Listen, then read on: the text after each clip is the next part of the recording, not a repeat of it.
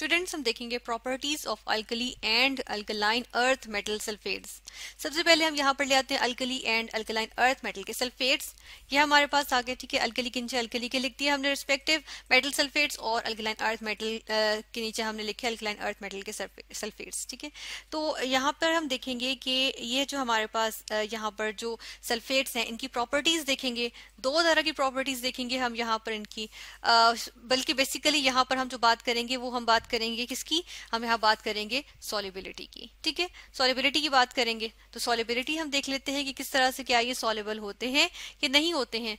अगर सॉल्युबिलिटी की यहाँ बात की जाए तो हम यहाँ पर ये देखेंगे कि जो हमारे पास अल्कली मेटल के सल्फेट्स हैं, सॉल्युबिलिटी के रूल्स में से एक बात आ जाती है जो कि हम यहाँ पर मेंशन करेंगे। सॉल्युबिलिटी का एक रूल होता है और वो ये कि अगर हमारे पास जो ये अल्कली मेटल के जो केटाइंस होते हैं, अब देखिए यहाँ पर इनके ये जो हमारे पास जो कंपाउंड्स बने हुए हैं इनके केटाइंस है ना, यानी कि सोडियम का आयन होगा, ठीक है, और सल्फेट का -2 आयन होगा, पोटेशियम का आयन होगा और सल्फेट का आयन होगा, ठीक है। ये केटाइन और एनाइन की कॉम्बिनेशंस हैं। तो हम ये देखते हैं कि जो हमारे पास केटाइंस है यानी कि अल्कली मेटल केटाइंस हम यहाँ पर लिखेंगे। अच्छा, अदर देन यहाँ पर एक चीज देखेंगे, अदर देन क्या, other than lithium, alkali metal cations other than except हम कहते हैं लिथियम। तो ये क्या होते हैं, ये इनके साथ कोई सा भी हम कहते हैं A9 लग जाए ना, जिस तरह फॉर एग्जांपल यहाँ पर सल्फेट लगा हुआ है तो वो क्या होते हैं, वो सॉल्युबल होते हैं, ठीक है। तो हम यहाँ लिखेंगे एनी A9 और यहाँ पर सल्फेट है तो इसलिए हम कहते हैं कि सारे सल्फेट जो होते हैं वो क्या होते हैं, सॉल्युबल होते हैं, ठीक है। एनी A9 अगर इनके साथ लगा हुआ हो तो ये क्या होते हैं, सॉल्युबल इन वाटर होते हैं, ठीक है। और इस केस में हमारे पास लिथियम भी इसमें इंक्लूडेड होता है, ठीक है। यानी कि अगर हम यहाँ पर एनी A9 की जगह क्या कर दें, यहाँ पर हम कर दें कि इनके सल्फेट्स, ठीक है। तो अगर सल्फेट्स की बात हो रही है तो सल्फेट्स में फिर हम देखते हैं कि लिथियम भी इसमें शामिल हो जाता है और इनके यानी कि अल्कली मेटल्स के जो सल्फेट्स हैं वो सॉल्युबल होते हैं, ठीक है। तो इस तरह से हमने देख लिया, ये तो सिंपल था। लेकिन अब हम बात करेंगे किसकी, हम बात करेंगे अल्कलाइन अर्थ मेटल के सल्फेट्स की।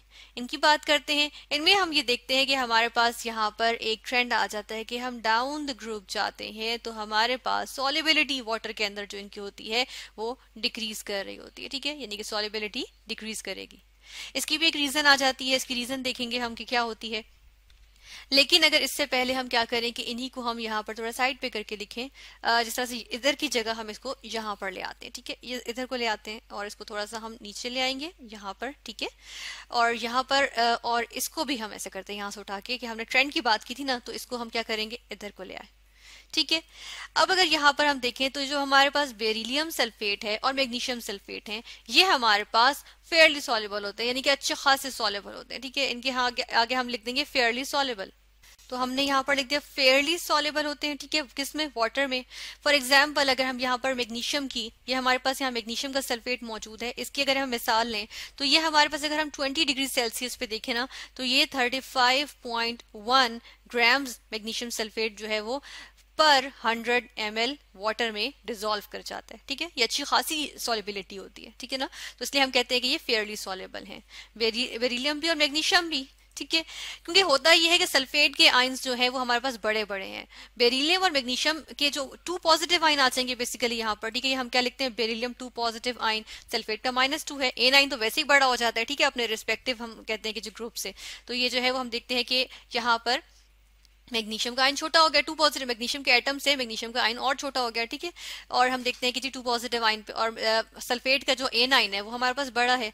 तो क्या होता है कि देखिए एक बड़ा सा A9 आ गया, ठीक है, ये, और एक छोटा सा हमारे पास क्या आ गया, हमारे पास ये केटाइन आ गया। अब ये देखें कि इसका जो न्यूक्लियस है, ये सेंटर में इसका न्यूक्लियस, ये सेंटर में इसका न्यूक्लियस होगा, ठीक है। चलिए न्यूक्लियस को हम किसी और से बनाते हैं, ये न्यूक्लियस है और ये न्यूक्लियस है। अब देखें ये अट्रैक्शन इन दोनों के दरमियान इतनी नहीं है ना, क्योंकि डिस्टेंस ज्यादा आ गया। डिस्टेंस ज्यादा आ जाए तो क्या होता है कि अट्रैक्शन इतनी नहीं रहती, और जब साइज इनकी कंपेरेबल नहीं है, ठीक है, यहाँ पे हम एक टर्म यूज करेंगे कि साइज कंपेरेबल नहीं है। जब साइज कंपेरेबल नहीं है तो हम क्या कहते हैं कि इनमें इतनी अट्रैक्शन ही नहीं है, इतनी ज्यादा स्ट्रॉन्ग इनमें बॉन्डिंग ही नहीं है। स्ट्रॉन्ग बॉन्डिंग नहीं होगी तो क्या होगा, वाटर में जाएंगे जाके टूट जाएंगे, वाटर में जाके टूटेंगे तो उसकी वजह से क्या होगा, हम देखते हैं कि हमारे पास सोलिबिलिटी हो जाती है, ठीक है। फिर हम देखते हैं कैल्शियम सल्फेट है। कैल्शियम सल्फेट हमारे पास स्लाइटली सॉल्युबल होता है। इसके आगे भी चले हम लिख देते हैं कि ये क्या है, ये हमारे पास स्लाइटली सॉल्युबल है, ठीक है। तो इसके आगे हम लिखेंगे स्लाइटली सॉल्युबल। और इसकी रीजन क्या है, अब देखिए फेयरली से स्लाइटली पे आ गया, किस वजह से, क्योंकि देखिए कैल्शियम का हम देख रहे हैं कि डाउन द ग्रुप जा रहे हैं तो हमारे पास साइज जो है वो इन केटाइंस का इंक्रीज कर रहा है, तो इसका थोड़ा बहुत साइज जो है वो एज कम्पेयर टू बेरिलियम और मैग्नीशियम के केटाइंस इसका थोड़ा सा बड़ा होगा, तो डेफिनेटली थोड़ी सी अबिट स्ट्रॉन्गर इसमें जो है वो हम कहते हैं कि हमारे पास क्या आ जाएगी, हमारे पास यहाँ पर बॉन्डिंग आ जाएगी। ठीक है, तो इस वजह से हम कहते हैं कि हमारे पास क्या होती है कि थोड़ी सी तो बॉन्डिंग थोड़ी स्ट्रॉन्गर आ जाएगी, इसकी वजह से वाटर में इतनी आसानी से नहीं टूटेंगे। ठीक है, तो स्लाइटली सॉल्युबल होते हैं। जैसे एग्जांपल इसकी ले तो कैल्शियम सल्फेट अगर हम देखें 20 डिग्री सेल्सियस पे कितना ये रिजॉल्व करता है, तो ये जस्ट 0.21 ग्राम्स जो है वो पर 100 ml में वाटर के पर 100 ml वाटर में डिजोल्व करता है। ठीक है, अब कहा 35 ग्राम्स डिजोल्व कर रहा है 100 ml में मैग्नीशियम सल्फेट का, और उससे नीचे वाला जो है कैल्शियम सल्फेट उसको हम देखें तो 0.2 ग्राम्स जस्ट जो है वो 100 ml में डिजोल्व हो रहा है, तो ये अमाउंट काफी कम हो गई ना, तो ये स्लाइटली सॉल्युबल है। इससे भी नीचे चले जाएं तो स्ट्रोंशियम सल्फेट है, बेरिलियम सल्फेट है। इनकी अगर हम बात करें तो ये हमारे पास हम कहते हैं कि तकरीबन ये इनसॉल्युबल आ जाते हैं, और उसकी रीजन क्या होती है, उसकी रीजन ये आ जाती है कि हम कहते हैं जी ऑलमोस्ट, ठीक है ऑलमोस्ट हमने लिखा, चलिए हम ऑलमोस्ट ही लिख देते हैं, चलें हमने लिखा ऑलमोस्ट क्या है ये इनसॉल्युबल है। ठीक है, हार्डली सॉल्युबल होते होंगे, थोड़ी बहुत थोड़ी अमाउंट सॉल्युबल होती है कि ना होने के बराबर, और इसकी रीजन क्या होती है कि देखिए स्ट्रोंशियम और बेरियम के जो केटाइंस होंगे वो भी बड़े बड़े होंगे, A9 भी बड़ा होगा, जब साइज कंपेरेबल हो गया, ठीक है दोनों बड़े बड़ी चीजें आ रही हैं, ठीक है ना, तो वो इनके दरमियान जो बॉन्डिंग है वो स्ट्रांग हो जाती है, और जब बॉन्डिंग स्ट्रांग होगी तो हम देखते हैं कि वाटर में जाएगा तो स्ट्रांग बॉन्डिंग होगी तो वो इतना टूटने की कोशिश नहीं करेगा। ठीक है, वो इतने आसानी से टूटेगा नहीं, तो इसकी वजह से हम क्या कहते हैं कि इनकी सॉल्युबिलिटी अच्छी नहीं होती, और ये ऑलमोस्ट इनसॉल्युबल होते हैं वाटर में। ठीक है, इस तरह से यहाँ पर हमने सॉल्युबिलिटी किसकी यहाँ पर डिटेल से हमने स्टडी की है, हमने सॉल्युबिलिटी स्टडी की है यहाँ पर अल्कलाइन अर्थ मेटल्स की, और अल्कली मेटल के सल्फेट्स की तो हमने देखा ही था कि यहाँ पर कि ये सारे के सारे जो होते हैं वो सॉल्युबल होते हैं। ठीक है,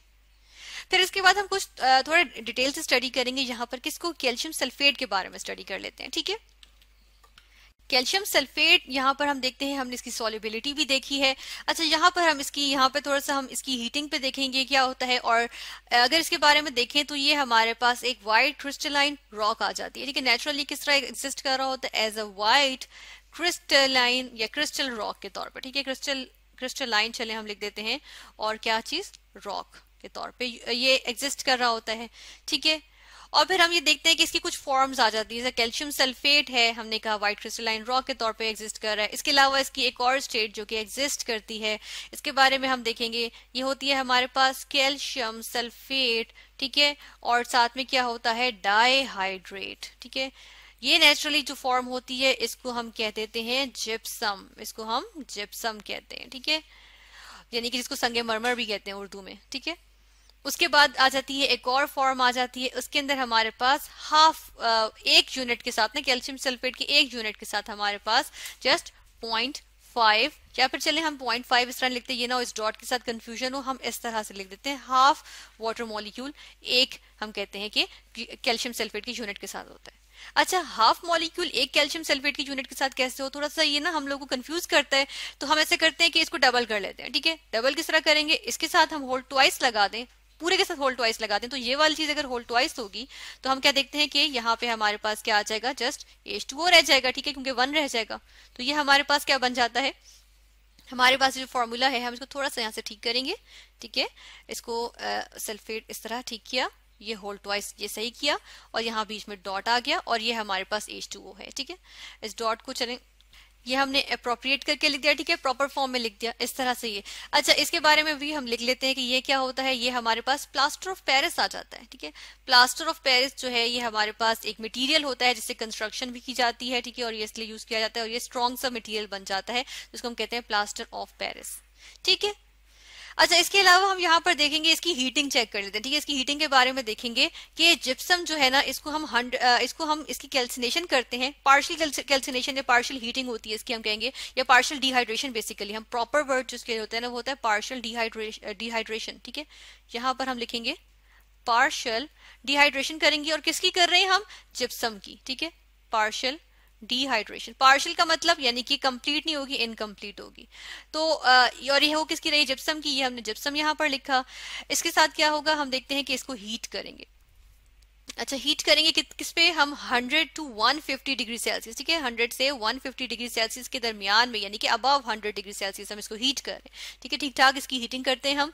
और इसके बाद क्या होता है, इसमें से थोड़ा सा पानी, इसमें से हम देखते हैं कि 75% वाटर जो है वो रिमूव हो जाता है, ठीक है, हम यहाँ पर लिखेंगे 75% वाटर H2O जो है वो रिमूव हो गया यहाँ से, ठीक है।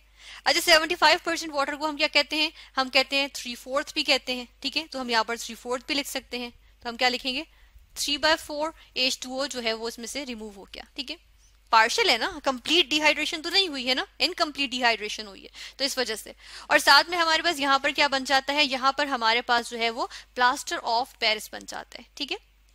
यहाँ पर हम फॉर्मूला लिखेंगे प्लास्टर ऑफ पेरिस का, ये हमने फॉर्मूला लिखा प्लास्टर ऑफ पेरिस का, क्योंकि बीच में, क्योंकि ये हमारे पास जो बेसिकली जो जिप्सम है वो कन्वर्ट हो जाता है प्लास्टर ऑफ पेरिस में, और हमारे पास हम कह रहे हैं कि जी 75% वाटर जो है वो रिमूव हो गया, ठीक है। तो इस तरह से ये हमने हीटिंग देखी है किसकी, हमने पार्शियल डिहाइड्रेशन, या हमने यहाँ पर हीटिंग देख ली है कैल्शियम सल्फेट की, जो कि हमारे पास एक अल्कलाइन अर्थ मेटल सल्फेट है।